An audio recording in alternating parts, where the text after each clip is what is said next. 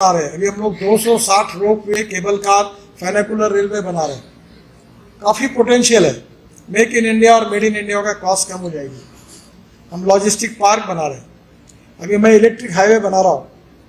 एक कंपनी के साथ बात हुई है, ये जो UER2 है यहाँ से शुरू करके दिल्ली द्वारका एक्सप्रेस हाईवे से डायरेक्ट जयपुर तक, और उसमें ट्रॉली बस चलाने की बात कर रहा हूँ। जो टिकट रेट है वो 30% डीजल बस की तुलना में कम होगा, और बिजनेस क्लास जैसी सीट होगी, और हाथ में हवाई जहाज में जैसी सर्विसेज मिलती है चाय कॉफी तक वो मिलेगी, और 30% टिकट कम होकर वहां जाएंगे। तो आप सब लोग जो करते हैं वो करोगे तो कंपटीशन होती है, और मैं तो चाहता हूँ कंपटीशन हुए। जिस दिन तक कॉन्ट्रैक्टर एक दूसरे के कपड़े नहीं फाड़ेंगे तब तो हमारा फायदा कैसे होगा। वो जमाना चला गया NHAI हमारे डिपार्टमेंट में कि वो मैनेज कर लो, 5 स्टार होटल में मीटिंग करो, एक तू भरेगा एक मैं भरूंगा वाला रहा नहीं। क्योंकि मैंने इतने लोग क्वालिफाई कर दिए जो 25-30 संख्या थी वो 650 तक गई। अब इतने कॉन्ट्रैक्टर बन गए तो, और वो भी टेंडर हो गया। अभी प्लास्टिक से क्रूड डीजल तैयार हो रहा है। मैं ये सब प्रयोग खुद करता हूँ, मेरे पास है सब। मैं हवा की बात नहीं कर रहा हूँ। और अभी 3 महीने के बाद मैं उसको हार्वेस्टर में यूज करने की कोशिश कर रहा हूँ डीजल के बजाय। आप भी ये प्लास्टिक से अगर आपने ये डीजल बनाने का काम शुरू कर दिया तो आपके पूरे कंस्ट्रक्शन इक्विपमेंट उस पर चलेंगे। 50% वो 50% डीजल लिया तो भी चलेगा, 100% चल सकता है। तो बहुत पैसा बच जाएगा। तो कॉस्ट ऑफ कंस्ट्रक्शन बचाने के लिए जैसे इंटरेस्ट कॉस्ट इंपॉर्टेंट है, वैसे मटेरियल कौन सा यूज कर रहे हैं वो भी इंपॉर्टेंट है। और इसलिए ये जो टेक्नोलॉजी का उपयोग, प्रीकास्ट का उपयोग मैक्सिमम, हमारे एग्रीगेट में म्यूनिसिपल वेस्ट का उपयोग सेग्रीगेट करके, और वेस्ट जो है, waste to wealth and knowledge to wealth is the future. Innovation, entrepreneurship, science, technology, research, skill and successful practices, we name it as knowledge and conversion of knowledge into wealth is the future.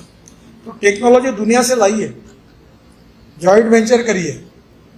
अभी हम लोग bus port, मैं अभी 9 साल में करीब 50 लाख करोड़ के काम कर चुका हूँ। Shipping, ports, water resources, tourism और रोड। और मैं कभी नहीं गया था पैसे की कमी। मुझे पता है पैसे कैसे खड़ा करना। आजकल मैं स्टेट गवर्नर, अभी 2 चीफ मिनिस्टर मेरे, उनको मैं समझा कि तुम खुद कारपोरेशन करो, ऐसा पैसा खड़ा करो, मैं बैंकर को ला देता हूँ, मेरी consultancy free of charge. So money is not a problem. Appropriate vision, decision-making process, transparency, corruption-free system, and commitment for the quality. This is very important for the country.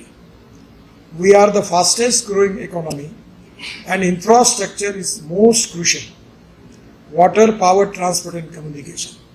आप सब विश्वकर्मा हैं, देश का ये इंफ्रास्ट्रक्चर बनाने का काम कर रहे हैं, और आप सबके सहयोग से ही ये बना है। कभी कभी मुझे क्रेडिट मिलता है तो मैं तो क्रेडिट लेने का कोई अकेला मेरा क्रेडिट नहीं है। मैं अक्सर एक बात बताता हूँ कि A नाम के व्यक्ति ने A² काम किया और B नाम के व्यक्ति ने B² काम किया, तो total work is A² + B²। But when A and B comes together, thinks together and works together, A + B bracket में स्क्वायर, इसका उत्तर आता है A² + B² + twice AB, and thus twice AB is the result of collective principle। और जब भी कोई problem आता है तो बिल्कुल मत संकोच करिए, मेरे पास आइए। पैसे किसी को मत दीजिए, करप्शन को प्रोत्साहित मत करिए, और जो करते हैं उनकी कंप्लेंट करिए, और ट्रांसपेरेंसी के साथ टाइम बाउंड क्वालिटी इंफ्रास्ट्रक्चर देश के लिए बनाइए। आपका कंट्रीब्यूशन इस देश को आत्मनिर्भर भारत बनेगा, और ऐसा ही इंफ्रास्ट्रक्चर बनते रहेगा। और इसलिए अब कोई टेंडर मैनेज होने वाला नहीं है। तो कॉस्ट ऑफ कंस्ट्रक्शन को कम करके आप टेंडर जीत सकते हैं। और इसलिए मेरा आपसे अनुरोध है कि टेक्नोलॉजी जो भी वर्ल्ड में बेस्ट प्रैक्टिसेस है उसको ले आओ, जॉइंट वेंचर करो। और वो हमारा एक इंडिपेंडेंट इंजीनियर है, इसका नाम मैंने डिपेंडेंट इंजीनियर रखा है। बहुत से हमारे सिस्टम के प्रॉब्लम में समझ गया हूँ। DPR वालों को तो 302 लगाने की बात मेरे मन में आ रही है। आप में होगे कोई तो याद रखना, सब देश के एक्सीडेंट उनके कारण होते हैं। इतने गंदे घर में गूगल पे बैठ के रोड की डिजाइन, रोड तैयार करते हैं। अभी मैं प्रोजेक्ट मैनेजमेंट कंसल्टेंसी का ला रहे कि वो एक ही व्यक्ति सब प्रकार का काम करेगा। मैं मुंबई पुणे एक्सप्रेस हाईवे जब मैंने बनाया था तो 11 पीएमसी थी, वो एक्सक्लूसिव लाइसेंस से लेकर फॉरेस्ट इन्वायरमेंट परमिशन से लेकर अलाइनमेंट से लेकर सुपरविजन तक डिजाइन तक एक ही काम हमने किया। टोटल प्रोजेक्ट कॉस्ट में उनको 2.5 से 3% दिया था। मुंबई पुणे एक्सप्रेस हाईवे का टेंडर उस समय धीरू भाई थे अंबानी, उनका टेंडर की कॉस्ट थी 3600 करोड़, यानी आज के 40,000 करोड़। और मैंने जब कॉस्ट आई तो तीन टेंडर आए थे, वो सबसे लोएस्ट थे। वो लीगली वो बोलते थे कि भाई मेरे को मिलना चाहिए, मैंने नहीं दिया, और आपकी कॉस्ट ज़्यादा है। और हमने एमएसआरटीसी, जिसका आज एक आपने समृद्धि महामार्ग के लिए प्राइस दिया, वो एमएसआरटीसी की मैंने स्थापना की और मेरे पास 5 करोड़ रुपए थे केवल, और कैपिटल मार्केट से पैसे खड़े किए और 3600 करोड़ का काम 1600 करोड़ में मुंबई पुणे एक्सप्रेस हाईवे पर। आज का 20,000 करोड़ का सेल है। अभी जोजिला टनल पर हमने 12,000 करोड़ की एस्टिमेट कॉस्ट अप्रूव कर दी थी।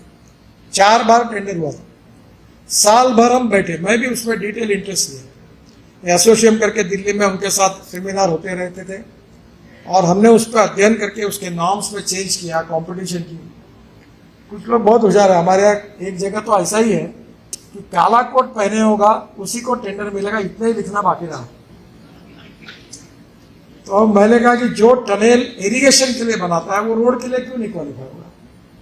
जो रेलवे के लिए बनाता है वो रोड के लिए बनाता है, वो रेलवे के लिए, रेलवे वाला दोनों क्वालिफाई इरिगेशन के लिए।